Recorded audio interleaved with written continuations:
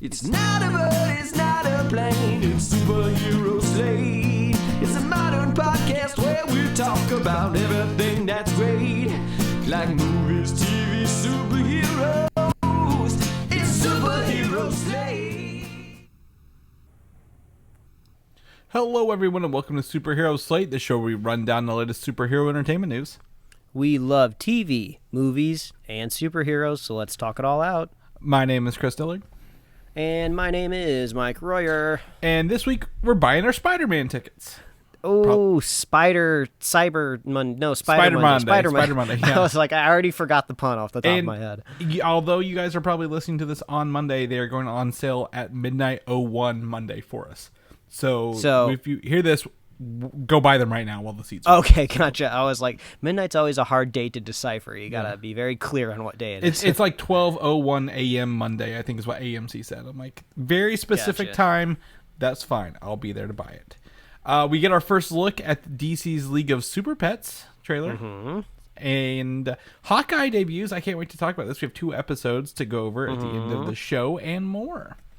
Ooh, Chris, it's been a full weekend. It is American Thanksgiving, which we just wrapped up. And yes. I think maybe about 90 minutes ago, I finished a huge plate of leftovers. And it's just funny, when you kind of put that whole plate together, you realize just how beige it is all around. I know you get a little earthy green tones from the green bean casserole that pokes through, but it's just a plate of beige, and it's delicious. Mm-hmm. So we'll see how much energy, and I might need to do a calisthenics break in between segments on this episode. Phew, I got gravy flowing in my veins.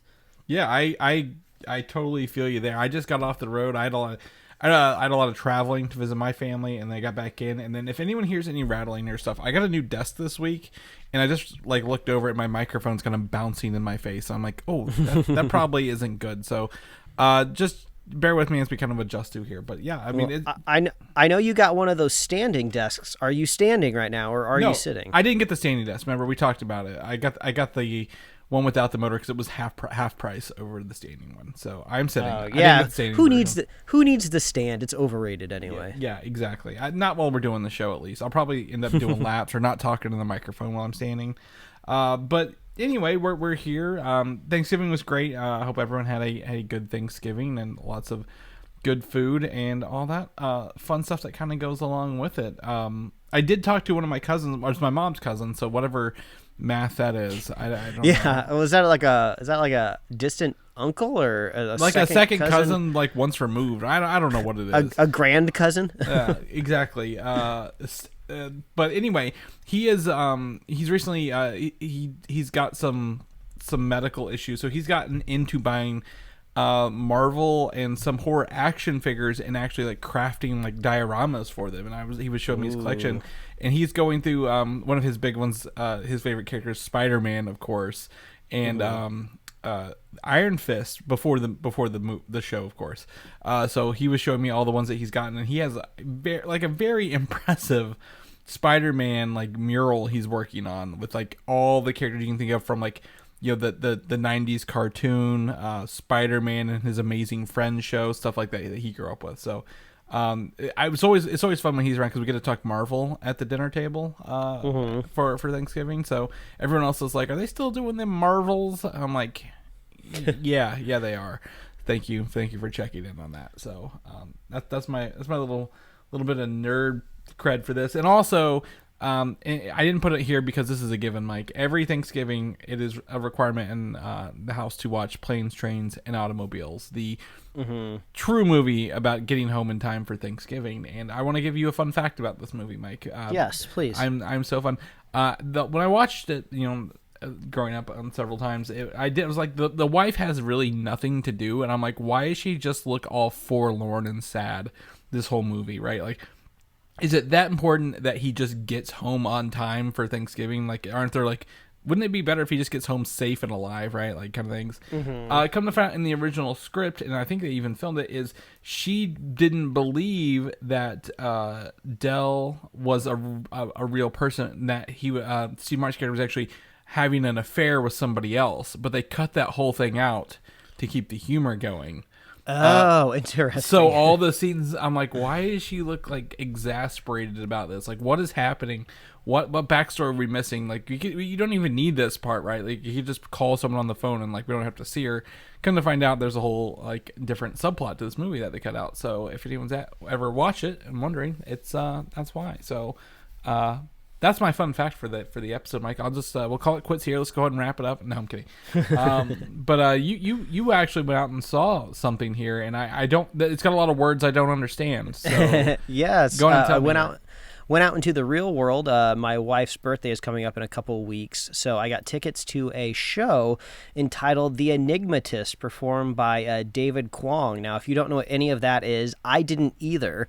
The show was recommended to us because David Kwong is a New York Times crossword creator and magician, and also is what's it called? When you help TV show productions, but you're not actually like a part of the show, like a consultant. That's what it is. He is like a consultant on like several TV shows in Hollywood when it comes to like crafting puzzles and mysteries inside of the TV show. So he has like this stage show happening down here in LA. And we went to it, and it was a blast. My wife is a huge fan of puzzles and crosswords. I am not. I am trash. I'm horrible at puzzles. Basically, I can get away with playing puzzles in video games because usually they're made simple enough that a child could complete them. So I'm safe when it comes to video games, but I've never finished a crossword puzzle in my life. But I still had a really, really great time. I think the show originally started on the East Coast, then moved out here. So this is maybe a little bit more of like a PSA of, I think it wraps up in Los Angeles on December 12th. So maybe take a look in your local theater settings. Maybe it'll be coming to a city near you at some point in time. It was really fun to see like a magic kind of mixed up with like a Scrabble and crossword tips, because this dude is like just a really big word nerd. But if we had to tie it to the show, he does a lot of audience participation, which makes the show really fun. And he handed this kiwi, which, spoiler, had a dollar bill magically hidden inside of it. And he handed it to like this, I want to say maybe she was like 13, like this just like little teenage girl in the audience to be like, okay, I need you to hold on to this. And she's like, all right, I'll take care of this kiwi. And later in the show, he hooks back into her, and he's just like, okay, I want to fill out this. I need to ask you some questions. I need you to tell me, what's your favorite superhero? And she was absolutely dumbfounded. She he was just like, any superhero. Okay. What's just the last movie that you saw? She's just like, oh, I've only seen like one superhero movie. And I'm just like, what? Like, who, especially in this town of Los Angeles, the town of movies, has only seen one superhero movie? And she's like a teenager, but I suppose like, if you had to make the gender line, like maybe a teenage girl is less interested in it. But of course, the only one she saw was Tom Holland's Spider-Man, because everybody loves Tom Holland at that age. So I just thought that was really, really funny. Just by default, Spider-Man becomes your favorite superhero, whether you're into comic books or not. It's fun. Well, it's funny you mentioned that because Spider-Man, the first movie, turns 20 years old next year, and next year's like in a month. So that's probably like a classic film that she'll study in film school one day if she ends up going to that. So anyway, sorry to interrupt. I'm like, Spider-Man transcends time and gender. Yeah, but a really, really fun show. Also, like, David Kwong has a little bit of like a YouTube presence too. So if you want to see some of his like Scrabble tricks or the way he creates crossword puzzles, I think he has a lot of that kind of type of stuff up on YouTube. So go check that out, and maybe stay tuned and see if the Enigmatist comes to your town. But second up, Thanksgiving is finally over here in America, which means you can crack the champagne bottle and start your Christmas celebration without any weird pre-Thanksgiving guilt. And we started dipping into some of the new holiday stuff. And there's this really nice little short animated stop motion piece on Netflix called Robin from the studio Armin Animation, and it's the same studio that has made a lot of the stop motion stuff you love. And it's just this fun, like, sweet little Christmas story about like an abandoned orphan robin that's raised by like a family of mice, and how they sneak around and they get foods and treats out of people's houses. And this story happens to take place around the holidays. And it was actually just really funny. I always am a fan of British humor because they always lean into physical comedy or just like little bits that you wouldn't always get with maybe some of the American sensibilities. But yeah, go check out Robin on Netflix. It's only like 30 minutes long, so it'll be a really easy thing maybe to add into your holiday traditions rotations. Yeah. And also, it's like I wouldn't even say it's a trend anymore, but there are a lot of just really good like holiday shorts. Like, what are the ones with like the elves that have like tactical gear and equipment? I think like maybe DreamWorks makes them. It's like Project Elf or something like or that. Or something like that. And there's like a few of them. I had never seen them before, and I think they came out actually quite a while ago. But I was home one holiday, and my brother had them on like a flash drive or something, and he like plugged them into like a Blu-ray player, which just seems like arcaic at this point in time. But they were really, really good. So yeah, I feel like you could really blow through a couple hours of holiday content just with 10, 20, 30-minute shorts. But there you go. The holiday season is off to the races. One of my favorites is always The Grinch. I actually have it on vinyl record as well, like if I ever want to like listen to it rather than just watch it. And I believe Charlie. There's 2 Charlie Brown Christmas specials. I don't know if you know this, Mike. There are 2. Most people think it's was it Charlie Brown Christmas is the original one. That's with the Christmas tree. Well, my favorite one is actually It's Christmas Time Again, Charlie Brown. And that's the one where Lucy is doing the play, and she says, instead of hark, in the play, she says hockey sticks. And I will always remember that scene. I don't know why I had that version when I was younger, but I will always remember that version. Everyone knows the tree one, of course, but like I was like, oh, when's the part coming up when they say hockey sticks? And everyone's like, what the hell are you talking about? I'm like, so I had to look this up. But yeah, apparently there's 2 different versions. But anyway, like hashtag not my Charlie Brown. Yeah. The sequel's better. I've been trying to catch up a little bit on just historical SNL sketches, just because I am woefully unequipped to talk about just the legacy of SNL. And I came across this one sketch on YouTube that's just called "You're a Rat Bastard, Charlie Brown," and it's what if Charlie Brown was like a stage play, and like Robert De Niro played Charlie Brown, and Larry David was like another one of the characters. But it's really funny. But yeah, Charlie Brown very much gives the vibe of Christmas. Yeah, very, very much so. And then also Hawkeye, but we'll talk about that at the end of the episode. So we'll get there in a little bit. So let's jump into these news. Let's jump into this. I think this is the most important thing to me right now, Mike. I don't know about you, but the Spider-Man tickets for No Way Home are dropping at 12:01 a.m. Monday. So for us, it's 4 hours and 10 minutes. So I'm going to be staying up late to get my tickets to this in IMAX, earliest showing I can get. I don't want to be spoiled by this movie, Mike. I feel there's a lot to be had, a lot to be said.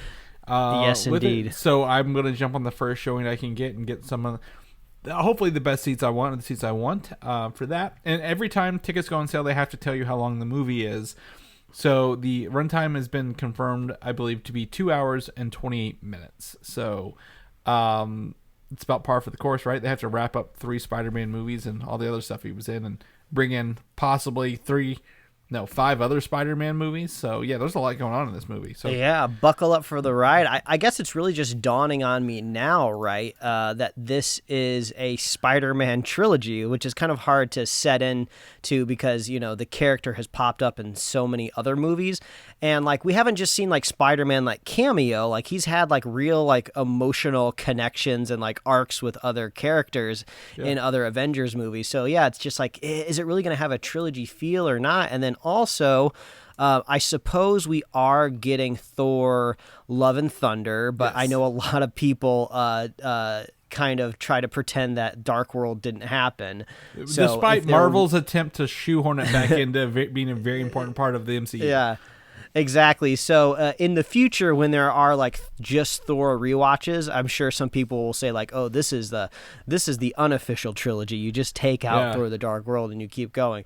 So yeah, we don't really have anything beyond 3 movies at this point in time, but it seems like Tom Holland is young, he's spry, he's ready to be Spider-Man more. So we'll see maybe if this sets up a 4th movie at the end, or if it's really more just setting up future appearances. Because I mean, the last Spider-Man movie, the cliffhanger actually did set up the next movie, not all of the other kind of like spider appearances, right? Yeah. Well, I think there's an opportunity here. Like you said, he has kind of relied on mentors throughout his movies, right? Iron Man / Mysterio, and now Doctor Strange. So I think there's an opportunity for him, if they keep going and do more movies and don't really look at it as a trilogy, just more Spider-Man stories, for him to be his own character and to have his own adventures and be an adult, hopefully, or like in college. And like you said, what do we want to see him at the most? Swinging downtown New York. When is he gonna do it, Mike? I don't know. We need him being downtown. So, I'm excited to watch this. I'm excited to see all the surprises, the reveals, again, this shouldn't make the movie good or bad, but the post-credit scenes, which we always love talking about and speculating. So I am very, very excited to see this movie. So gonna get my tickets, and then we are within that'll be within 3 weeks of watching it this week. So we're in the final countdown, if you will, Mike. I think 2 weeks on Friday. Yeah, the 3rd would be Friday. So 2 weeks from Friday, we'll be there. That's wild to think about. Holy. Yeah. I mean, except for maybe talking about Hawkeye and its completion when it wraps up, I think Spider-Man No Way Home will be our last spoiler cast of the year. So stay tuned and stay subscribed. Matrix. I want to do Matrix, Mike. I think. Oh, okay. I think we were around when that came out enough to be like, how do we feel about this movie? But regardless, that's on HBO Max. We can do it anytime. The other thing is, I think with Spider-Man No Way Home, do we get a Doctor Strange trailer, or do they hold out on us? Ooh, now that would be nice. I feel like the definition of all Marvel trailers, like the last year and a half, has been hold out as long as possible. So I'd love to maybe get something early, unexpected. That'd be fun. I feel strongly one of the post-credit scenes will be Doctor Strange related, since he's in this movie. But wouldn't it be wild if the end credit scene was the full trailer? Kind of like how they did with end of Captain America was the full Avengers trailer. So that would be fun. So I don't know. They have opportunities. We'll see. We'll check it out. Until then, we can also put on our calendars The Eternals coming to Disney Plus, January 12th, 2022 for all subscribers. So that's like what, 60-day window? About 2 months there. So they say minimum of 45, but 60 days is fine. So that's cool. I'm excited to watch Eternals again on Disney Plus without going to the theater. So maybe get all the little Easter eggs and tidbits, right? Because that's a long movie, 3rd longest in the MCU. Spider-Man will be the 4th. I think people will just be happy to have digital access to it again, so they can pour over the post-credit scenes more than they already have, right? Because if you listen to this podcast, but for some weird reason haven't watched Eternals yet, I feel like you would have already seen screenshots of the end credit scenes with the new character introductions, right? Like, how do you even avoid that? Well, even Marvel's putting them out, like officially, kind of thing. So. And some other stuff, but I think what's interesting is I talked to some people. They were like, "Oh, I haven't seen the Eternals yet. Is it any good?" I'm like, "Well, if you like Marvel movies, you want to watch it. Like, this isn't something you just kind of skip over and don't watch in the MCU, because it's gonna have some consequences and some stuff later. But I think there's a lot of people who didn't watch it are holding out, and this date will be huge for those with Disney Plus. Yeah, I think there's a big contingent of kind of Marvel, fans that we always kind of disregard when we're talking on this show, because we're kind of really talking to the big Marvel heads. There's a big contingent of people that are just like, oh, I'll watch it, but I'll just get around to it, when I can. And I feel like the Eternals is the perfect kind of brand that you really push off until really the last minute. It's a brand new set of characters. You probably never heard of them before, unless even if you're really into the comics. I mean, you can be somebody that reads Spider-Man's and Avengers comics and just never comes across the Eternals. So, basically a way of saying the Disney Plus premiere could be the first time a lot of people engage with it. Exactly. And I this doesn't strike me as a movie kids would watch either. So you like when you're trying to convince, like if you have a family, you got to go watch movies. You're like, I don't know if I want to take my kids to Eternals. We got other stuff to watch. Well, yeah, like half of the movie is like a history lesson, right? Yeah. They're kinda like, what's Babylon, Mom? Yeah. It's just like, I don't know. Look it up on Wikipedia. I ain't got time to teach you. And there's big scary monsters. So I feel like this is kind of like it's going to be a great opportunity. I think it might have some life. What I'd like to see, honestly, is maybe some Eternals shorts with the characters. Like, what are they doing in different decades, right? Like a 5-minute thing of Kumail Nanjiani, like, I don't know, maybe when his movie career kicked off or doing something. Yeah, Or when he met his like little filmographer guy who follows him around. Or who thought he's a vampire and he's like trying to stake him. I wonder if these will pop up in the What If next season at all, or if it's just a little too fresh, maybe season 3. Yeah, we'll see. Well, they said Phase 4 will be in season 2, so I fully expect to see Eternals pop in there, especially since the movie was delayed a year, right? Like I know they've had to have seen it and thought about it, but one of them will probably be what if the Celestial was born? I guarantee it, right? Like what if the Celestial came out of Earth? Like. I feel like that's going to be one, but spoiler: everybody dies. Yeah, it's going to be an interesting, very, very short episode. Just a couple minutes, but anyway, moving along. Adjacent to this is Blade, and one of the cool things about Blade is they're going to be filming in Atlanta next year, and with that, of course, they are hiring cast, crew, so on and so forth. So a leaked synopsis of the film has given us like a rough idea of this, and this really doesn't strike me as anything new when I read this. I'm like, this could be literally the original Blade movies. Yeah, it looks like you're reading the synopsis from the original Blade movie, but if we had to knock it out real quick, it's himself a half-human, half-vampire Daywalker, Eric Brooks, a.k.a. Mahershala Ali, has honed his abilities to hunt down the undead who have long terrorized mankind. A human vampire hybrid. Since his tragic birth, Blade has spent his long life seeking to rid the world of vampires, like the one that killed his mother. Over the years, he has mastered his own style of fighting monsters of all kinds.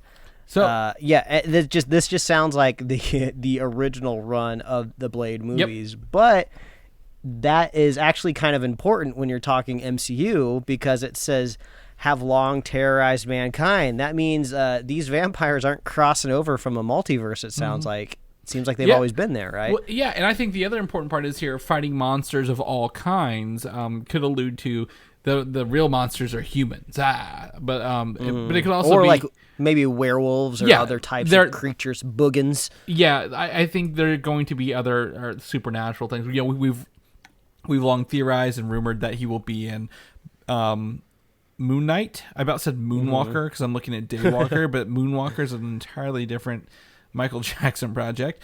But he could definitely be fighting some creatures from there, like you said, werewolves or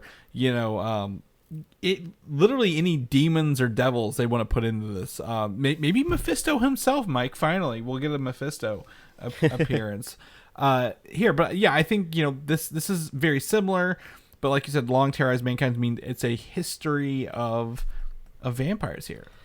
It's funny to think that these vampires have been around kind of in more of like the current definition of vampires. They've just always been around, whether or not superheroes exist on your planet or not. There's vampires. It is funny to think that when Thanos snapped his fingers, like half of the vampires disappeared too. That must have been pretty crazy for a vampire, like looking next to him, seeing their vampire friend disintegrate, and just like, oh shit, where's the sun coming from? My friend just turned into ash. It's like, oh wait, no, that's a different type of vaporizing, not from the sun, from some sort of magical gauntlet on the other side of the universe, which is just funny. Does that mean that they're going to have like their own emotional turmoil like the humans have of like getting their friends back?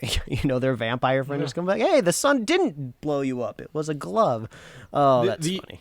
The blood supply on the Earth just halved. We got to start rationing off some of this stuff. I don't know. I don't know much. I did purchase the 4K version of Blade at Best Buy before Halloween because it was very, very cheap on sale.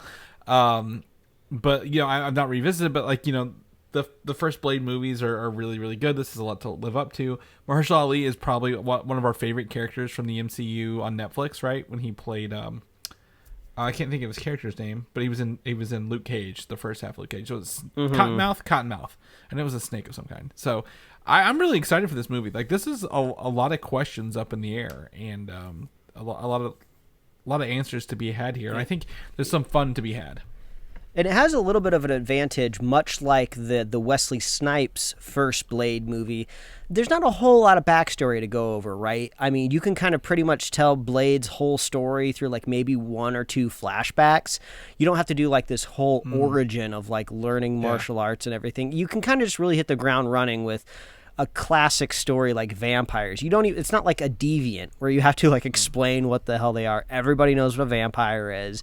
You know, we have a general idea of how you're supposed to kill them, and you really just got to give the backstory of just like just the person, of how they can survive in the sun but also be a vampire. So we should really be hitting the ground running here. And the first Blade, like I said, did that really, really well. Like they didn't show him growing up. They were like, yeah, Whistler found him, raised him, and that's it. Like, okay, cool, let's roll with it. That'll be I totally forgot about Whistler. That could be a nice little fun casting, bring somebody new into the MCU we haven't seen a bit. Yeah. So very, very excited for Blade to come out here. New suit screenshots, Mike. It's a given. Every character in every MCU movie gets a slight upgrade from movie to movie, right? The Marvels is filming. And we've not even seen the first Miss Marvel other than leaks. So we actually have our first look here at Miss Marvel's new suit in the upcoming movie, and it looks pretty good. Yeah, we got this this kind of classic look that we've seen from her kind of main costume in the comic books, kind of like this I'm sure that there's like kind of like a classic cultural name to kind of like that asymmetric kind of like long sleeve t-shirt. Yeah. But that's basically what it is. It looks very much like the comic books, which it's funny because you almost have to look at this screenshot and then dial it back a little bit, and that's probably what she'll be wearing at the end of her Disney Plus TV show, because they always get an upgrade, right, when they move on to the next chapter of their story.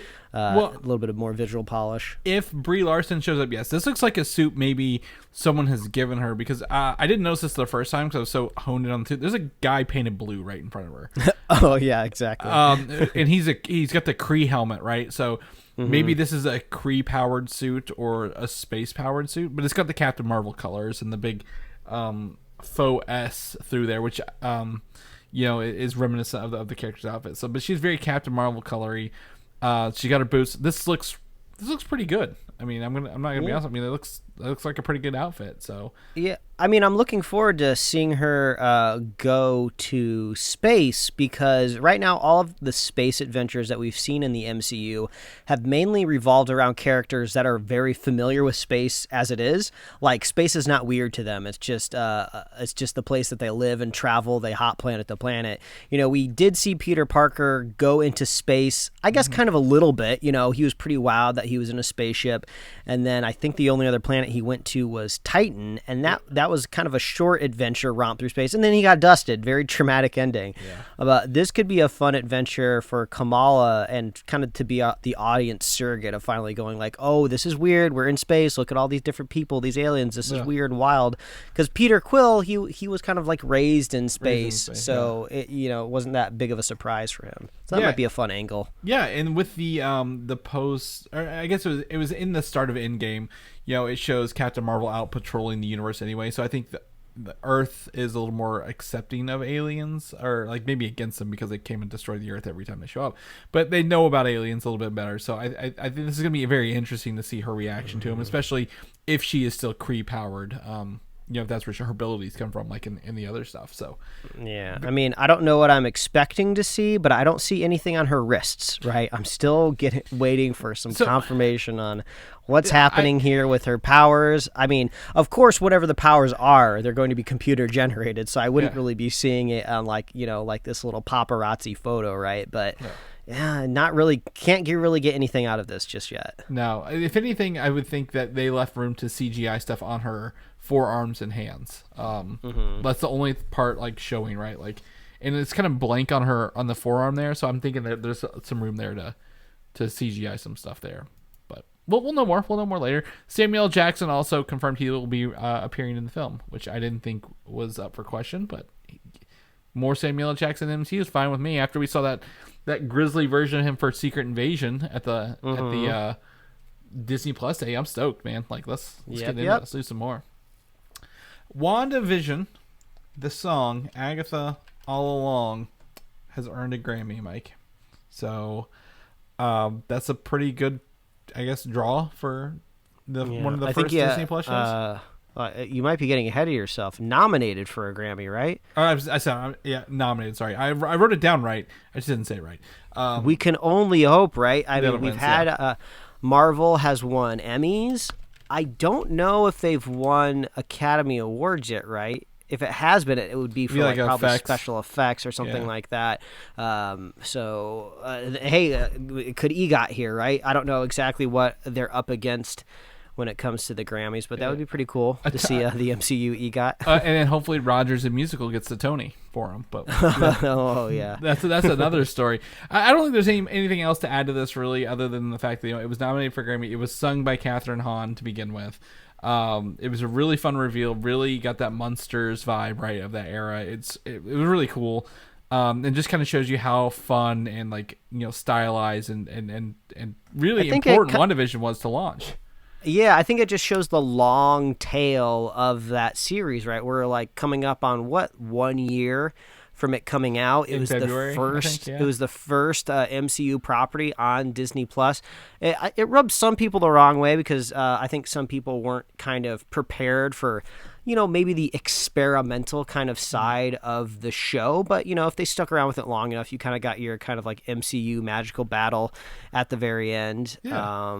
But so far, out of all the Disney Plus that I've seen so far, I think WandaVision pretty much ties Loki for me in like quality. Both really, really good shows. I still think I do not like the ending of WandaVision or the whole purpose of Agatha, but now they have like a whole TV show dedicated to her, so I think it's coming along. Really like Loki, but it's neither here nor there. But I'm good for WandaVision. Good for it. So congratulations for your nomination, and we'll probably report back if it wins, but if it doesn't win, we probably won't hear a thing. So you guys will be the first to know with us. It's honored just to be nominated. It is. It truly is.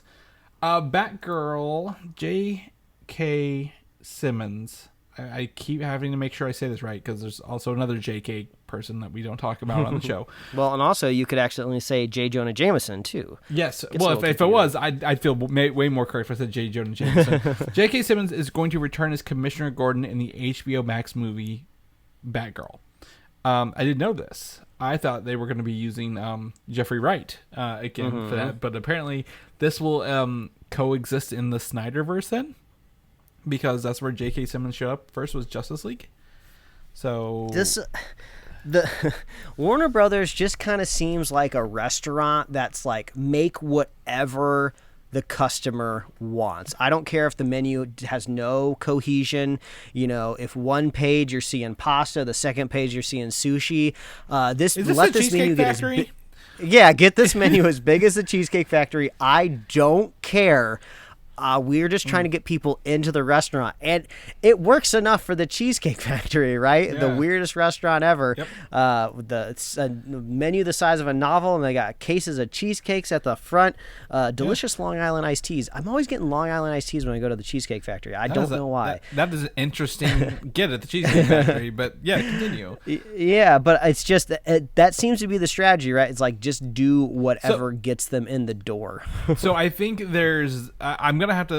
think we're gonna have to draw a distinction going forward. There's the HBO Max DC universe, and then the cinematic DC universe. Chris, don't forget about the CW universe, which is going to kind of cross over, and then also the DC universe legacy streaming shows that are in the DC universe that sometimes cross over with CW, but who knows, could cross over into the movies. But if HBO Max is making this and they got J.K. Simmons, and they also were the only people to be like, yeah, we'll put the Snyder cut up here. I think they're holding on to that a little bit. Like maybe that was part of the deal. Like, yeah, if we put the Snyder universe up here, we want to continue with some of these actors if that's okay. And they're like, whatever.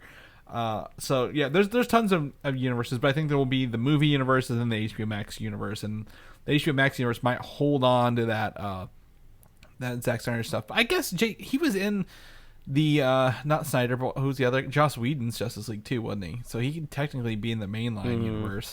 Is this in the mainline universe? I don't like this. I feel I keep trying to attribute all these movies to like Dishes at the Cheesecake Factory. Like I think the Joaquin Phoenix Joker is like that Cajun Alfredo pasta. Like every time I look at it, I'm like, this looks insane. But I always hear people say that they like it. It's a popular dish. It's under their popular dishes. You don't know how exactly. You get it. Yeah. What's the free brown bread? That's what my wife loves to go there. She loves that brown bread that they bring to the table. Okay, is whatever we if we liken it to something in DC, does she have to like the something in DC? Because like I feel like the free bread is the CW show, so like you don't have to pay to watch us, but we're still making them. Like everybody gets one. And speaking of, I think they just wrapped up, or they are about to wrap up their newest kind of big event crossover like at Apocalypse, the CW. I believe. I don't remember what the title. It's always some sort of like Earth destroying term or universe collapsing adjective or adverb. Crisis on Infinite Earths again. Yeah, but I think they're just wrapping it up over there. So I don't keep up with the shows anymore. But like, if you have the CW app, or I guess even if you have bunny ears on your TV, right, you could just kind of maybe track it down and watch it a little bit. But maybe I'll do it. It's always fun to kind of watch the just watch them try their best with the special effects, right? It's just like they only have so much money and so much time, so you can't expect much out of it. But sometimes it's just like, hey, not bad. You did that in a week with like a box of scraps in a cave. Good job. Yeah. It's serialized television, super television with effects. You can only see so many flash lightning lines before you're like, all right, you're copy and pasting. But I believe also all those shows might go to Netflix still. But I assume they'll probably come into HBO Max as soon as the season's over as well. Whenever a certain contract expires, I'm sure that'll all flood into HBO Max. Yeah. Well, let's talk about another DC universe, Mike. That's probably not connected to any of the ones we just mentioned here. This is the kids menu at the Cheesecake Factory. Yes, exactly. I mean, Teen Titans Go to the Movies. Yeah, that was on the kids menu, and that's delicious. That's like French fries with cheese. That's your French fries, cheese, and cheeseburger. This would be your grilled cheese or your chicken nuggets. One of the two. Here. So DC's League of Super Pets. We've known about this for a long time. Has finally released a trailer. It follows Superman's dog, Crypto, who has superpowers himself, voiced by The Rock, who is apparently a very obnoxious super dog. But we also have Superman, who's voiced by John Krasinski. So that was fun to hear. I want to read through this real fast. In DC's League of Super Pets, Crypto the Super Dog and Superman are inseparable best friends. Man's best friend, or Kryptonian's best friend. I made that myself there. Sharing the same superpowers and fighting crime in Metropolis side by side. When Superman and the rest of the Justice League are kidnapped, Krypto must convince a ragtag shelter pack, Ace the Hound, PB the Potbelly Pig, Merton the Turtle, and Chip the Squirrel to master their own newfound powers and help him rescue the superheroes. So I was originally under the impression these animals were, every superhero had a pet and all of them would team up together. This trailer shows that Crypto is the only super dog, and these other animals get powers by something. MacGuffin. Yeah, something. I mean, if I could channel my my Smallville binge watch, it looks like maybe it's some sort of colored kryptonite. Maybe falls and gives all these pets powers. So it shows us Lex Luthor laughing maniacally, and I assume this is probably some power. There's some sort of gas or serum that gives anyone superpowers, and it just so happens that the animals get them instead for this. So, Ace the Hound is voiced by Kevin Hart, right? That's one. I couldn't really pick out the other ones very easily. However, it looks fun. It looks entertaining. Yeah, I'm actually really surprised to say that like this actually looks really fun. Yeah, I really enjoy watching superheroes get rendered differently, kind of in an official capacity. Like Superman looks pretty, I would say pretty standard. He's like stretched and proportioned a little bit differently to kind of fit the universe that they've made for DC Super Pets here. But Batman looks very kind of like funny and goofy. He has very like long ears, and his torso looks a little squat, I think, the last time I saw it in the trailer. So it looks like we're going to get kind of fun interpretations of the heroes. John Krasinski, I don't hate it, you know. I think for kind of a comedic take on this universe, it works well. But also, like, John Krasinski kind of has that Boston East Coast accent, even when he tries not to have it. There's a little bit there, so it's fun to hear Superman with kind of like this smart pock kind of inflection to his voice. So that was kind of fun.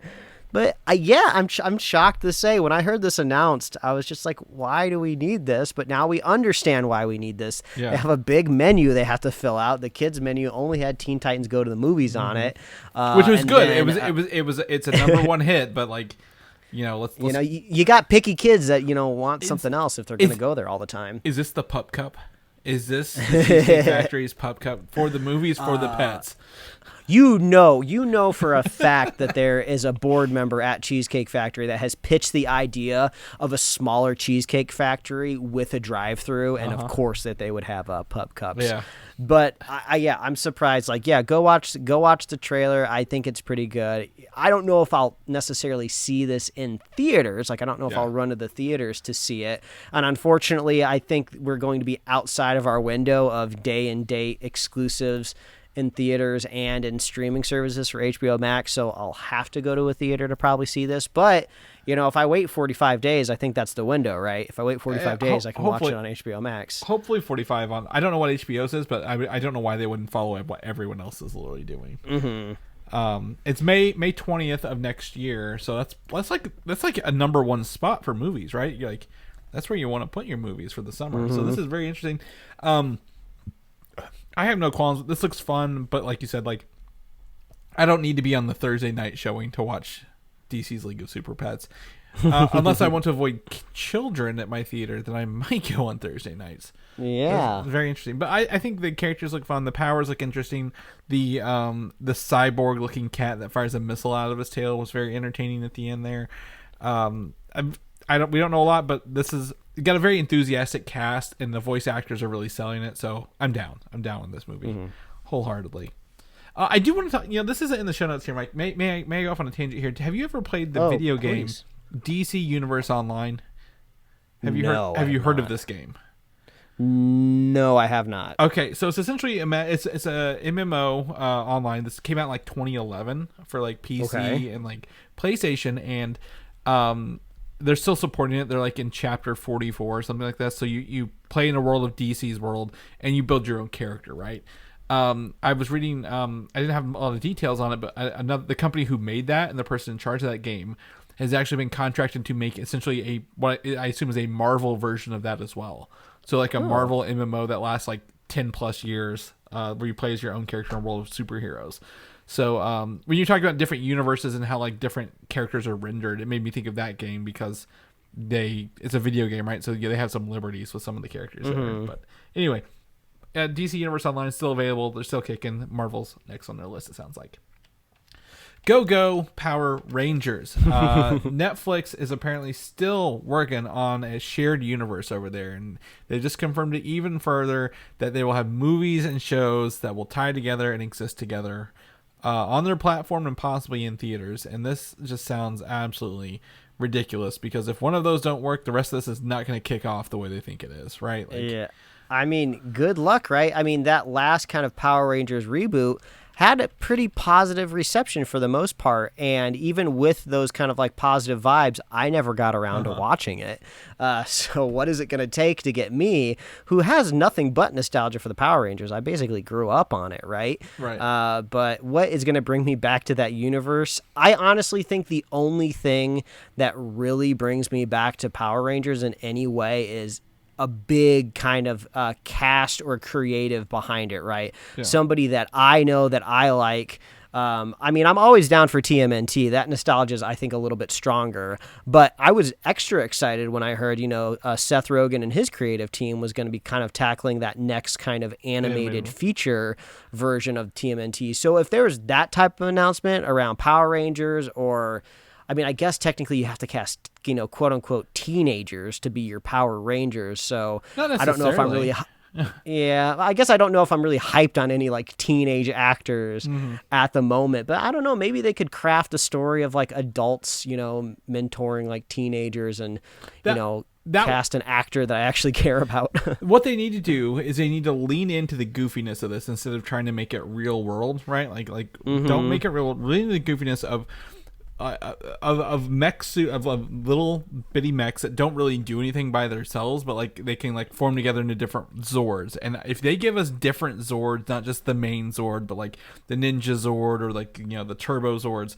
and they lean in it and just go full in, count me in. Like that's where I want to play in this universe, right? Like I love the idea. It's kind of like Zoids. It's kind of like Gundam, but it's like its own little thing. Like if Voltron, lean into that and just go balls to the wall crazy and count us in. Like I think that's where I want to see it. If they try to tell a real story and make it like, oh, this is so down to earth and like, they're realistic. They got power coins and only the worthy can do it. I'm not interested in that. That's not fun. That's not what I remember about Power Rangers. I remember goofy looking pudgy pig bad guys created by Rita Repulsa and Lord Zed, and then them growing to a very obnoxious size and getting cut down 2 seconds later by a 5-minute Zord morphing animation. I guess they have an interesting path they have to choose, right? A fork in the road. As a executive at Netflix, you either have to go, do we recreate the kind of the success that the shows made back in the past of like, let's just make kind of like a cheesy show for children. They'll sit down and watch it and we'll retain more subscribers because kids will want to keep watching the Power Rangers. Or do you go the other path and you tap into the nostalgia and you try to bring adults back into it and then get your kids to watch it? I don't know.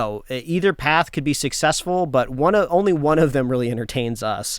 So if they go down that path of trying to bring in adults, we'll probably talk about it a little bit more in the future. But if it's just a more kind of little kids Power Ranger stuff, I don't think there's any reason for us to watch more Red Rangers, more Green Rangers. Bring them all together. I want to see multiple versions of these.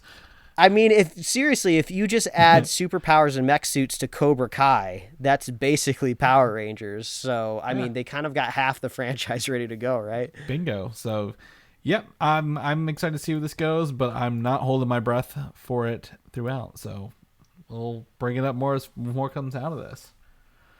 All right, this is my favorite part of the show. We have not talked off the air about Hawkeye whatsoever, about some Power Rangers Hawkeye whatsoever. Nope. However, on Wednesday, episodes 1 and 2 debuted. I actually didn't get to watch them until post Thanksgiving evenings, but I did get to see them. Same here. And was able to sit down and watch them, and we're going to talk about them now. So this is a full spoiler section that we're not going to hold back. So if you haven't seen them, go somewhere else, watch them, come back and listen. We'll be covering these every week for the next 5 more weeks. So yeah, hop on in. We'll talk about this. Mike, I want to tell you, I judge a movie and a show usually by if I look at my watch during the show, right? Like, or if I'm looking at my clock, or I want to pick up my phone. These episodes flew by to me. I was having such a good time watching these. Like, I can't believe how much they've really nailed the continuation of Hawkeye, and then also like hit the history of the character in the MCU at large. I'm just gonna go out and say I'm having such a great time with these episodes, and I really am sad I only got to watch 2 because by the time the second one ended, I'm like, oh my gosh, there's Echo. So if anyone didn't know, that's Echo there at the end, right? Listening to the subwoofers and vibrations. The episode ended, and I just kind of like, I got so deflated because I'm like, I wanted more of this, like so bad along the way. Well, also, I guess this is a weird order to talk about things in, but yeah, that second episode cliffhanger was kind of odd, right? In a way of they kind of showed us this cliffhanger character that only certain people are going to know who Echo is, but we're leaving it on a cliffhanger of this character that, like, you also have to infer a little bit of, like, what's going on here with the character. Like, are they deaf? They're feeling subwoofer. So, yeah, it is strange, especially considering the first cliffhanger, was pretty big. But luckily we didn't have to wait because the second episode was ready to go. It's, Hawkeye finally seeing Kate behind the mask and then meeting for the first time. So, yeah, definitely very different cliffhangers with delivering different results. Yeah, and I'm sorry to jump straight to the end like that. You're right, but I was just like, I want so much more of this show, and that's to me that's a sign like this is a good show, and they're doing well with the characters. I think one of the questions we had is why is Hawkeye's wife not with him in New York? Well, we come to find out he's just spending time with the kids in New York. Watching Rogers the Musical, which it was fine. That was a little bit of it got annoying to me watching it a little bit. I'm like, this is Grady, like kind of. But you can listen to the Save the City song in its full release in our show notes here. I had a strong feeling. I was like, there's no way that they go to all this effort in the show to produce like a fake stage musical, and they don't have a full song ready to go for us to hear at some point in time. Yep. And then so we got that. So his wife, it sounds like he kind of maybe even debriefed her on his time as Ronin, because she knew about the tracksuit mafia, and some of that stuff. I don't even know where to start, Mike. Do you have? I mean, you jump in here. What are your thoughts? What are you thinking about this show? I mean, yeah, I mean, overall, I would say I'm positive on Hawkeye so far, but I think my feelings are a little bit mixed. I think I'm loving specific things that are happening in the show, but it does feel like a little clunky at times. And I don't know exactly maybe where the issue is stemming, but sometimes it just feels like, do we need to be seeing this at this point in time? Like, I'm glad that the show flew by for you, and the first episode definitely flew by for me. But there are some moments that are just like, why are we watching Hawkeye put on a fireman outfit or a firefighter suit and going into Kate's loft, only to really discover that the suit is missing, and then he gets a little bit of, I would say, kind of an outlandish clue of a LARPing team happening because of a sticker or a decal on the side of the fire truck. There's probably no stickers on the fire truck. Yeah, it was kind of an odd scene because we didn't really add anything else to the show or the character from it. And also in the first episode, I could kind of see maybe the tracksuit mafia being able to track down Kate Bishop after she stole the Ronin suit. You know, she wasn't covering her tracks super well. But then they also just found her again at the exact same time that Hawkeye found her. So it seems like they were like cutting a lot of corners just to kind of get the story to work the way that they wanted to. So I'm kind of hoping a lot of this kind of sloppiness is maybe just kind of first couple episode jitters, because, you know, it is, you know, technically a television show, or whatever Marvel considers a television show, because who knows if we'll get a second season. You know, there's only like 6 episodes. It's like, you know, this used to be just kind of called like a limited series or like mini series back in the day. So even on a normal TV show, you kind of got to give them a little bit of slack when it comes to pilot episodes, because they got to work a couple things out. So I'm always very forgiving at the beginning of a show. So hopefully it can kind of like upright itself a little bit more for me. Yeah, I think, you know, I agree with the fire truck thing. I think the other things are fine with me, because the show, you have 6 episodes, right? You don't want to linger. I don't want to go back to 13 episode Netflix seasons where we have like filler absolutely episodes. Not. I'm like, yeah, okay, if you got to move it along. Then I'm cool with I that. totally agree. Yeah. But also in the sense of moving it along, maybe find out a different way for Hawkeye to discover a LARPing event instead of just kind of a bizarre fire truck scene. Yeah. But it is, I'm definitely not trying to harp on one particular scene. I do really like grumpy Hawkeye overall. He's kind of like back into his like no nonsense mentality. So he runs into like a very big personality for Kate Bishop. I think those two personalities are working pretty well together. I like this idea of exploring what is it like for Hawkeye, kind of one of the more, he has to be very cautious. He's a very practical Avenger because he has no choice, right? He has no superhuman abilities to rely on. So yeah, when he's walking down the street, he is always kind of evaluating threats because like, yeah, one knife to the back and he's dead, right? You know, he doesn't have like impenetrable skin. So I do appreciate that. Sometimes it's kind of unclear how famous he's supposed to be. It seems like he can't even walk into a bathroom and somebody will try to stop him for a selfie, but sometimes he can walk down a street and he can get away without anybody recognizing him. So that's a little incongruent, but I guess there's a line that you have to walk narratively of like, well, he can't be attacked by a mob every time he's out in public, or he can't have an adventure out into the real world. Well, I also blame that first one, the bathroom, on like proximity to an Avengers event. Like they're probably like, oh, there's probably someone special here. Like, you know, like when if I went to the Chinese theater in LA, I'd probably look out for celebrities, right? Like I'm like, oh, there's got to be someone close by. So it could be that. I mean, I agree. I'm glad that he is famous. I think, you know, that's the one thing with like every other character got a movie, Hawkeye got a show. At least they're trying to make him like, oh, people do know who you are and you are respected as an Avenger, right? Like, you know, you get your meals for free, but he doesn't want it. He doesn't want the fame. He doesn't want that. He just wants to be with his family, it seems like, for that. I will say one of the things I do appreciate about the show, and I don't know if you'll agree or not, like, I agree that the start of the show actually syncs up with the first Avengers movie really, really well, and shows Hawkeye use the famous metal melting arrow to save Kate, even though she was like buildings away and he didn't really know. But Kate's father dies, supposedly. I wouldn't be surprised if he comes back. Would you at this point? Mm-hmm. But we didn't see the dead body, which is usually a pretty big sign that something might be afoot. But I believe I'm gonna go ahead and lean. I like that her mother isn't like, oh, Kate, you're a fragile little girl, don't do anything. Like, she is supporting her in her like wrestling and archery and like medals. Like, whatever you want, we are rich in the city, you can have whatever you want, do whatever you want to do.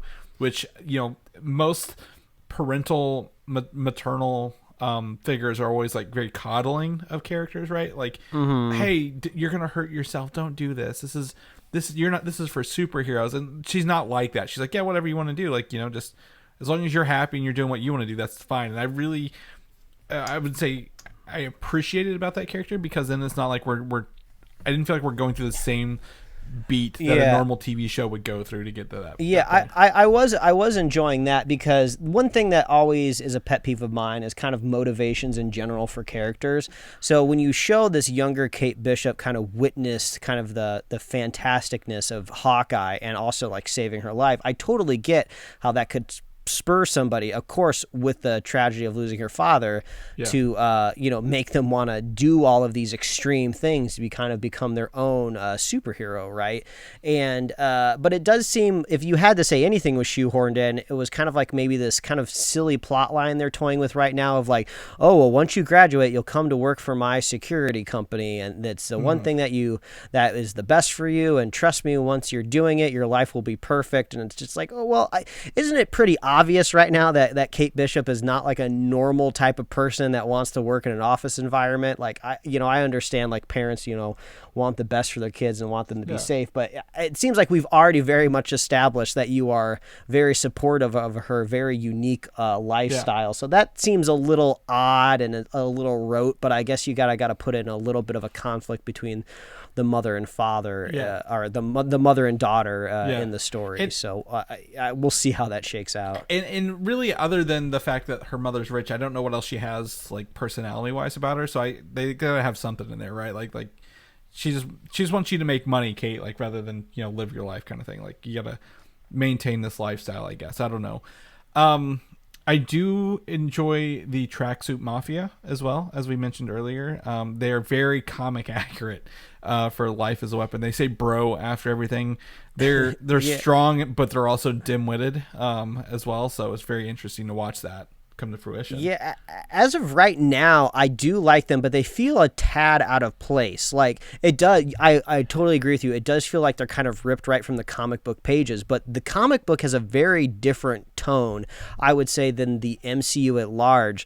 So they are being like very goofy, but they mean business as well. But I'm just kind of like, they keep saying bro a lot, and I think it, for somebody, my wife sitting next to me who's not super familiar with the comic book in any way, I think she was maybe a little confused, like, why do these idiots keep saying bro? Because it does make them kind of come off as like dumb goons, but also at the same time they can kind of successfully beat up Kate here and there, even though kind of she has all of this very specific type of training. So they're strong in numbers, but not strong in brain, I guess. Is kind of what it shows. And I feel like what I'm really leaning into is I'm really curious to see what happens here in episode 3, because it seems like we're finally about to meet our main antagonist. We kind of have our main protagonist together, ready to go and fight. Hawkeye tried his best to do what the responsible hero would do, was, get them out of harm's way, but it's obvious that that Kate is inserting herself and there's nothing he can do about it. And everybody's captured, and we have this cliffhanger, so it seems like the adventure is about to take off. Maybe episode 3 will have that long take in the car that we saw. And I think that's it. I think that's the Tracksuit Mafia and Echo running out of that building from the trailer. So I'm like, this is gonna be right after. Like, we're queuing up for this big event here along the way. And in true Christmas movie fashion, he's got a ticking clock to be home with his family, right? Like, he's working against the clock to try to save Kate and clean up some of his stuff and New York there along the way. And then I forget, he put something in a locker, the key that they're looking for, right? Was that a key to the Avengers Tower?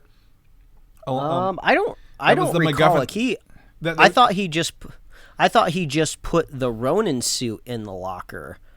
Well, they were trying to. So they weren't trying to buy the Ronin suit. They were trying to steal the key to Avengers Tower or Avengers. I thought they were trying to steal a watch. Or a watch. Yeah, it's a watch. Sorry. Yeah, it's a watch. So he puts that in that locker. Is it the? Did they show the watch? I can't remember. They briefly showed the watch. From a glance, it does look like a normal watch. But the only character I could think that interacts much with watches in the MCU is like, oh, is that maybe one of Tony's watches I'm thinking, or something like that? Is it the Civil War watch? Was I was thinking the one that he pulls the glove over his hand? Maybe when he's fighting. But it does. Lucky. It like. One thing I do like about the show, I do like the whole the driving force of the Ronin suit, like the very emotional time for Clint to be inside that suit. He basically kind of went against all of his morals, and he took like the biggest turn emotionally after he lost his family. So I totally get like why he would be so motivated to go grab that suit, because if anybody dies inside of that suit, he's going to view it as his fault. And also I think maybe he just kind of wants to officially kind of close that chapter of his life. But it does feel like something is in the suit or attached to the suit, or there's something else going on. Like, I don't know if there's something hidden in the pocket, or that I don't know if that watch is involved with it in any way, but there's something else going on. They were looking for the watch. I think the watch is, again, I hate to say it, is maybe some Iron Man tech, or maybe it's a way to get into that. Because again, Clint mentions very specifically the Avengers Tower was sold years ago. Who's moved into the Avengers Tower, Mike? Are they going to reveal it in this show? I didn't even think about that. That could be fun. Is this watch like a key to get into some sort of like maybe an armored vault there that has special stuff? Yeah, maybe there's like a basement or something with some extra tech in there. Yeah, it's easily believable with that. So we've got a lot coming up here. I do. I also enjoy, before I get this, why is Hawkeye wearing hearing aids? And then it does like a quick montage of explosions throughout the MCU. Yeah. And he's like, I was like, oh, they don't have to actually go through a whole event. They just he's literally been near explosions his whole life. I have to say, I am overall pretty uninterested with the mystery crime element that they brought up, like with Kate's future stepdad and his machinations with his uncle. I don't know if this is being pulled from the comic books in any way, but the story that they're presenting me so far, I think I could care less about it. So in the comic books, the character who is going to be her stepdad is actually is Jack something. I can't. It's a French last name. He is known as Swordsman in the comic books, who trained Hawkeye in swords, and then someone else trained Hawkeye in archery when he was growing up in the circus in the comic books, right? Now, I don't think this guy has any inclination to the current Hawkeye at all, but like he's hiding his sword skills, as you kind of notice there, whenever Kate tried to stab him in the face, and he just like single-handedly disarmed her across there. So I think and I believe he also killed his uncle because of the piece of candy, right, the monogram toffee. So I believe I think he is tied to possibly the Echo and like maybe the gang things, but there are rumors here, and this is heavily rumored, this is not true, we're not put so much salt on this you can't taste it. You can't even eat it. But that the Kingpin will be revealed in this show as well, and he is the person at the top of the machinations here. So all right, I shall see. I think there's more to that than they're giving. They don't want to give it all away, but like he's very obsessed with swords, and he's got hidden sword skills that he's not telling her mother about.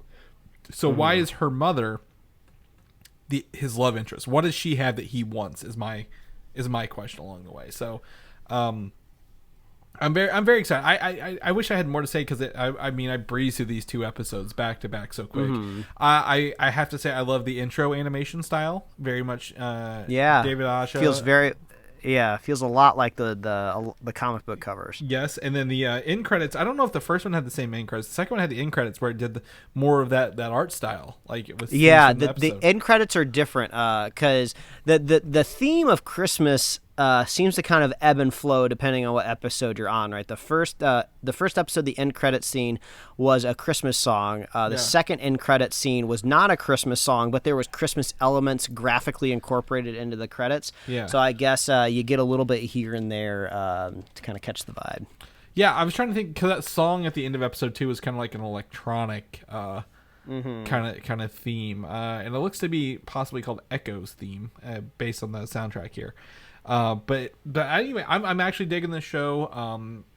After kind of the up and down that kind of What If was, right? Like, it's good to be back in the MCU proper in these shows and actually, have a character who Jeremy Renner knows who Hawkeye is. He knows his role here, and Haley Steinfeld is nailing it as Kate Bishop to be, like you said, the foil of his seriousness.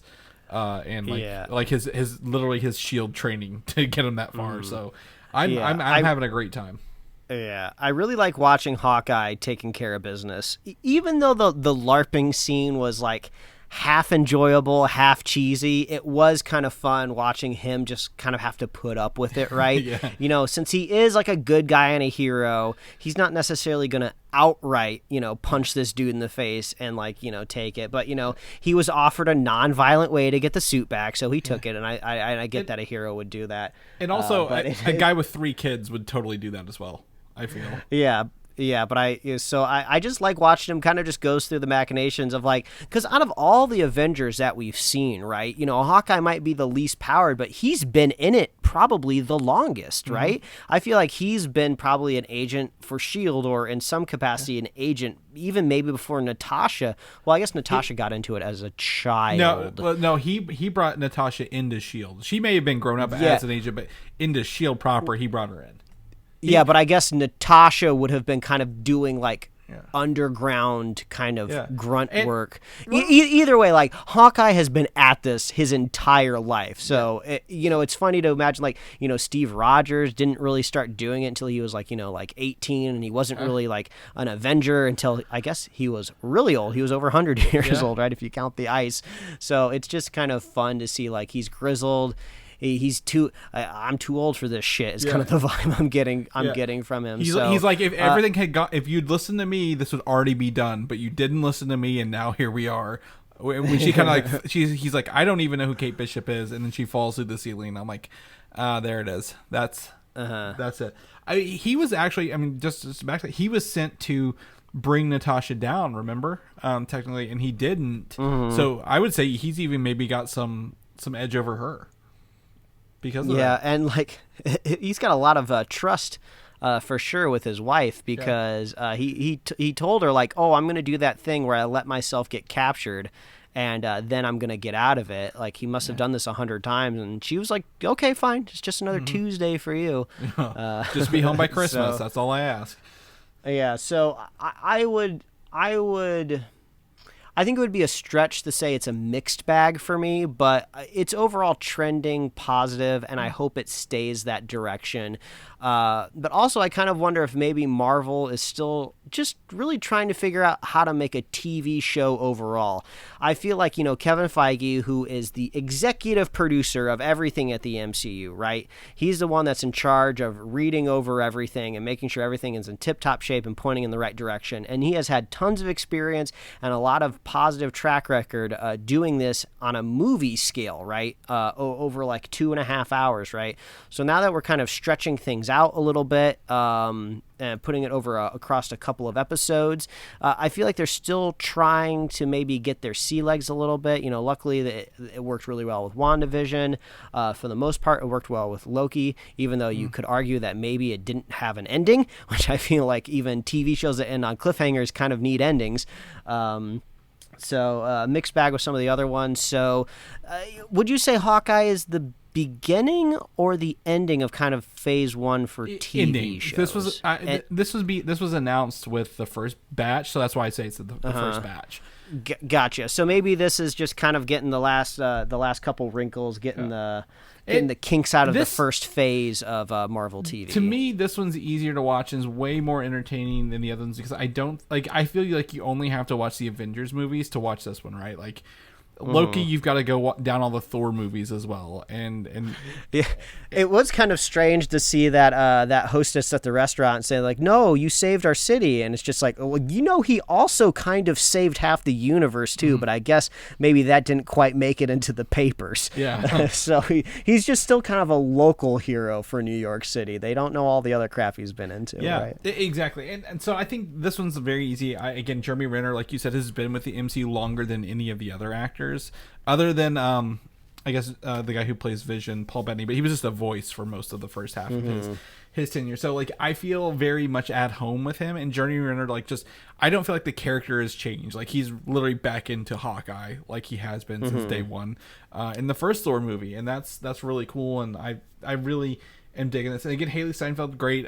She made the only good Transformers movie, right, with Bumblebee. So yes, she's got really good energy and really good stuff about her. So like this is easily a recommend for me, and I can't wait to finish this up, because I think once this wraps up, we're gonna get the date for the next show, and then that'll kick off next year for us, and see where the next set of shows are going. Which phase 2 for me is those 3: Moon Knight, She-Hulk, and Miss Marvel, and those are a little more, you have to like lean out of your safety zone, right? Because you got like a She-Hulk, literally, who is a she version of the Hulk, Moon Knight, who's crazy and talks to the god of the moon, and then Miss Marvel with her powers, whatever they are. So this feels good to be a down to earth adventure that's not really, there's no crazy, there's no time travel, there's no dimension warping. This is just Hawkeye doing a thing, and we'll call it a day. So yeah, I guess there's Falcon and Winter Soldier, but those were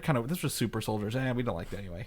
But anyway, yeah, that's all I got. Mike, anything else you want to add to this? I think that's it. I mean, much like the last live action Marvel stuff, and I guess even with What If, we're just a couple days away from the next one, right? That's I right. always forget that it's Wednesday. Wednesday, yeah, I know. It sucks that it's a Wednesday, because like I gotta avoid the internet all day on Wednesdays now, so I don't get any spoilers. But we'll see how that goes. Mike, people know what you're up to, what you're doing. Where can they find you at this holiday season? Well, they can find me at Mike Royer Design on Instagram, Twitter, and TikTok. You can read my webcomics at pickledcomics.com, and I'll be crafting my very next gingerbread creation here soon. So I'm sure I'll be posting that on social media within the next couple weeks. Chris, people want to catch up with you. Where can they find you at your next Halo LAN party? Oh, Halo, it's out. We're playing it all the time. I can't stop myself. Find me on Twitter, Valdan, VALDAN, or Instagram, Valdan87. When we have that LAN party for Halo Infinite, I get all my friends together from the past 20 years who've been playing Halo with me. I will post about it. Don't worry. You guys will know. People know more about the show, what we're doing, what we're going to be, I guess, getting into the next month or so before the end of the year. Where can they find that at? Oh, the best place you can find all this information is at superheroslate.com. That's the best place to find all the avenues we host a show and to get our kick-ass show notes. So if you want to see that DC Super Pets trailer, or if you want to see that Miss Marvel look at her new suit, we got that link in our show notes as well. You can find us on YouTube, Apple Podcasts, Spotify, wherever else you love to listen to fine podcasts. You can like us on Facebook, follow us on Twitter and Instagram, and you can get merch at superheroslate.com/store. Please reach out and let us know what you thought about the first 2 episodes of Hawkeye. Are you excited to watch the third one? Are you just kind of meh? Maybe you'll wait until they all wrap up and then binge them all at once. If you do that, you won't have to wait very long. There's only 6 episodes. So let us know what you thought about Hawkeye, and if you want to be a super fan of Superhero Slate, all you have to do is share the show with a friend, share the show with a buddy, and make sure you get your booster shot, because we got crazy science fiction-y named variants being announced every day now. And make sure you're boosted so you can survive through the holidays. And get that good cell service, right? That boosted cell signal. No, I'm kidding. But anyway, and that's it for me, folks. All right, we'll catch you guys next week. All right, bye, everybody. Thanks for listening, and don't forget to subscribe.